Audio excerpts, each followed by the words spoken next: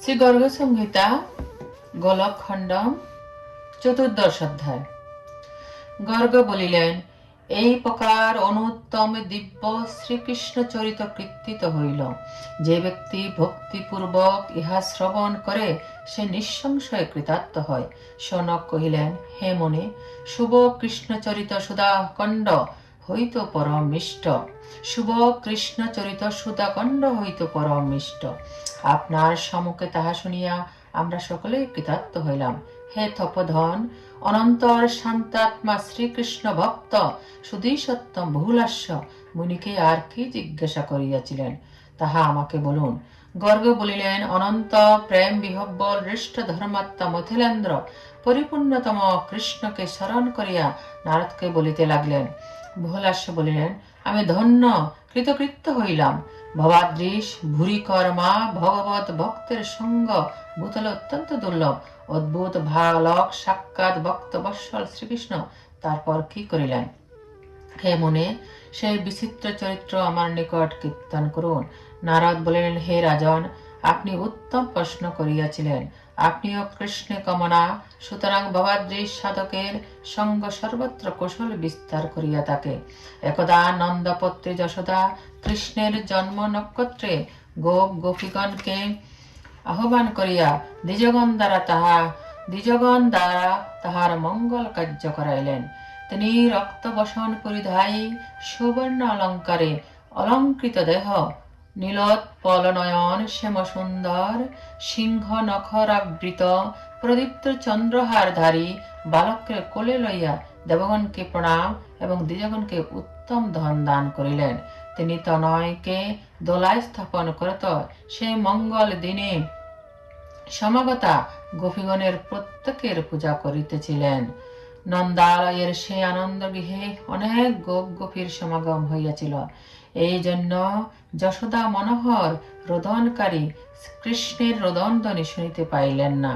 শিশুর নিকটে একখানি শকট ছিল, খল খংস প্রেরিত উৎকচ নামে দত্ত। বায়ুরূপে আসিয়া সেই শকট শিশু মস্তকে পাতিত করিতে প্রবৃত্ত হইলে কৃষ্ণ তাহাকে রোদন করিতে করিতে বিতাড়িত করিলেন। অনন্তর শকট পতিত ও দৈত্যদেহ চূর্ণিত হইল। উৎকচ বায়ুদেহ পরিত্যাগ করব দিব্য দেহ ধারণ করিল। সে হরিকে প্রণাম করিয়া শতাশ্বযুক্ত রথে আরোহণ করত মঙ্গলালয় কৃষ্ণের গোলকধামে গমন করিল। তখন নন্দাদি গোপ ও ব্রজ গোপিকারা যুগপৎ তথা সমাগত হইয়া গোপ বালকগণকে জিজ্ঞাসা করিলেন, হে ব্রজ বালকগণ, তোমরা এই স্থানে অবস্থিত আছ, কেন এই শকট স্বয়ং পতিত হইল জানো কি? বালকগণ বলিল, দুগ্ধ পানার্থী এই দোলারোর বালক রোদন করিতে করিতে পাদদ্বয় ক্ষেপণ করিয়া শকটে আঘাত করিয়াছিল, তাহাতে এই শকট পতিত হইয়াছে। বিস্মিত গোপ গোপী গণ সেই বালক বাক্যে বিশ্বাস করিলেন না। তাহারা বলিলেন, ওহো, কোথায় এই 3 মাসের বালক, আর কোথায় এই অতি ভার শকট? যশোদা তখন গ্রহাশঙ্কা করিয়া বালককে কোড়ে ধারণ করত বিদিগ্ধ বিপ্রগণ দ্বারা যথাবিধি যজ্ঞ করাইলেন। বহুলাস্য বলিলেন, হে মহামুনি, এই কৌশলীন উৎকচ নামক দৈত্য পূর্বে কে ছিল যে কৃষ্ণ পাদস্পর্শে মোক্ষপ্রাপ্ত হইল? নারদ বলিলেন, হে মৈথিল, এই উৎকচ নামক দৈত্যে পূর্বে হিরণ্যাক্ষের পুত্র ছিল। উৎকচ একদা লোমশ মুনির আশ্রমে গমন পূর্বক অনেক বৃক্ষ চূর্ণ করে রোষ পরবশ লোমশ সেই স্থূল দেহ মহাবল উৎকচকে অবলোকন করিয়া অভিশাপ করিলেন, রে দুর্মতে, তুই শরীরহীন হইবি। কর্ম বিপাক বশত তখন ওই তাহার দেহ সর্প নির্মুখের ন্যায় পতিত হইল এবং সেই দৈত্যবর মুনির চরণ প্রান্তে পতিত হইয়া বলিতে লাগিল। উৎকচ বলিল, হে মুনি, হে দয়াসাগর, আমার প্রতি কৃপা করুন। হে প্রভু, আমি আপনার প্রভাব পরিজ্ঞাত নহি, আমাকে দেহ দান করুন। নারদ বলিলেন, তখন মুনি যথাবিধি প্রণত উৎকচের প্রতি প্রসন্ন হইলেন। সাধুগণের এই রসই পরপদ হয়, সাধুগণের রসই বরপ্রদ হয়। বর যে মোক্ষপ্রদ হইবে তৎবিষয়ে আর বক্তব্য কি? লোমশ বলিলেন, চাক্ষুষ মনন্তরে তোমার বায়ুদেহ লাভ হইবে এবং ভবিষ্যৎ মনন্তরে হরির পদাঘাতে তুমি মুক্তি লাভ করিবে। নারদ বলিলেন, লোমস তেজে উৎকর্ষ দৈত্য এই রূপে মুক্ত হইল। অতএব যাহারা নিশ্চিত রূপে বর ও সাপ প্রয়োগে সমর্থ সে সত্যম গণকে নমস্কার।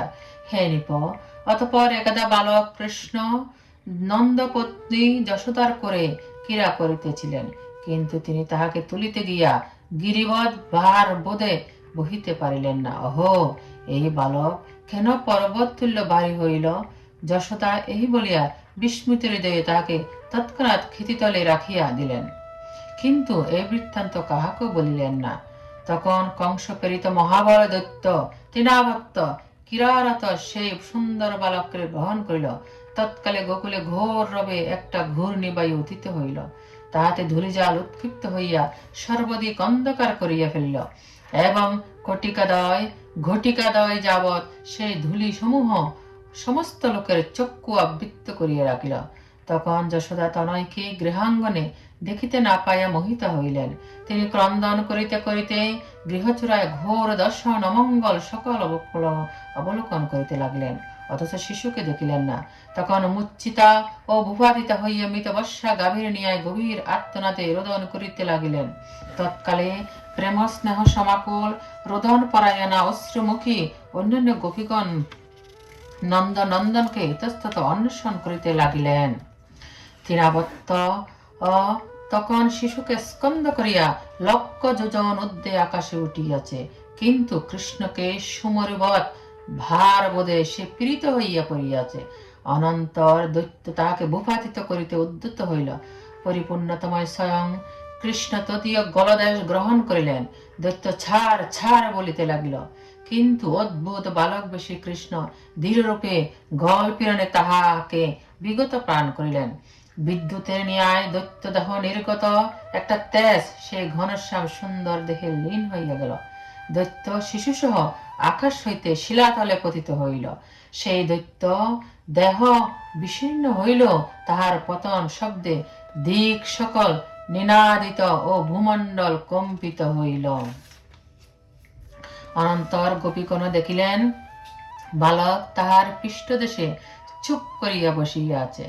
তাহারা যুগপথ রোদন করিতে করিতে শিশুকে লইয়া গিয়া মাতা যশোমতীকে অর্পণ পূর্বক বলিতে লাগিলেন। গোপীগণ বলিলেন, যশোদে, তুমি বালক পালনের কিছুমাত্র যোগ্য নহ, তোমার কখনো দয়া নাই, কিন্তু কিছু কহিলে ক্রোধ কর। অন্ধকার স্থানে কেহ কি আপনার কোর হইতে বালককে ত্যাগ করে? তুমি নির্দয়া, তাই সেই মহাভয়াকুল অবস্থাতেও তনয়কে ভূতলে ত্যাগ করিয়াছ। যশোদা বললেন, বালক কেন গিরিবরের ন্যায় ভারভূত হইয়াছে তাহা আমি বুঝি নাই, তাই সে মহাভয়ঙ্কর ঘূর্ণিপাত তনয়কে ভূতলে ত্যাগ করিলাম। গোপীগণ বলিলেন, যশোদে, এখন তো ভয় অপনদিত হইয়াছে, মিথ্যা কথা কহিও না। হে কল্যাণী, এই যে দুগ্ধ পুষ্য বালক কুসুম কিংবা তুলার ন্যায় লঘু। নারদ বলিলেন, বালক আগমন করিলে তখন নন্দাদি গোপ ও গোপীগণ অত্যন্ত মুদিত মনে তত্রত্য জনগণের সহিত কুশলাপ করিলেন।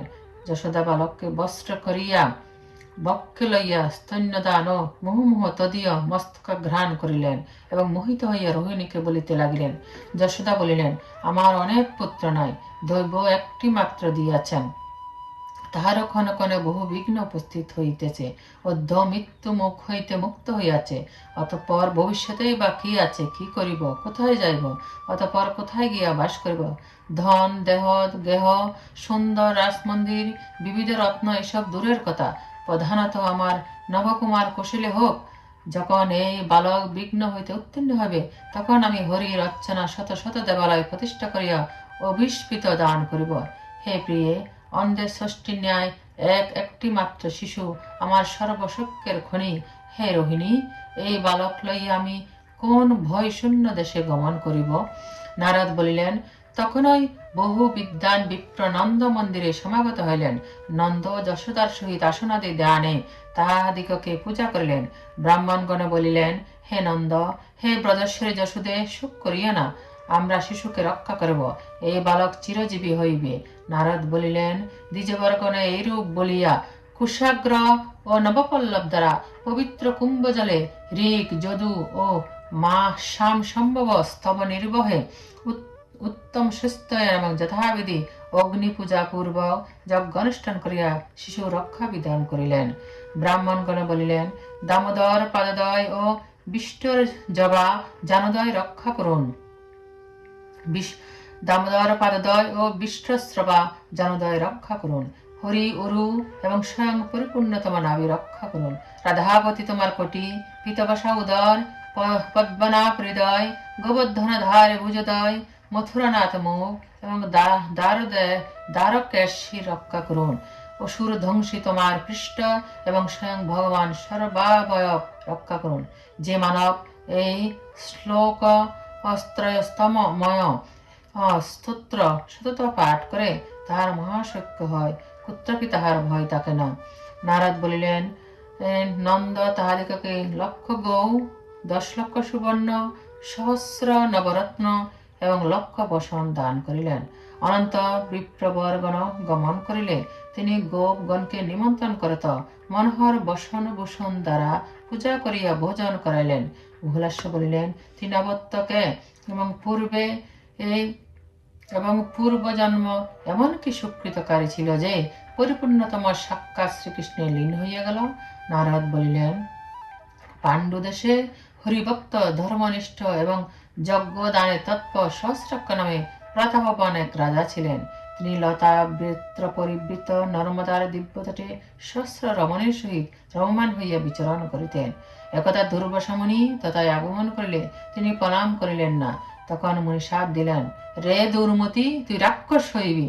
অতঃপর সহস্রাক্ষ তাহার পাদদয়ে পতিত হইলে মুনি নিপকে বরদান করিলেন, হে নিপ, শ্রীকৃষ্ণ শরীরে স্পর্শে তোমার মুক্ত হবে। নারদ বলিলেন, সেই সহস্রাক্ষ দুর্বাসার সবে ভূতলে তৃণাবত্ত হয়েছিল। অতঃপর শ্রীকৃষ্ণ শরীরে স্পর্শে পরম মুক্তি লাভ করিল। গোলকখণ্ডের 14th অধ্যায় সমাপ্ত।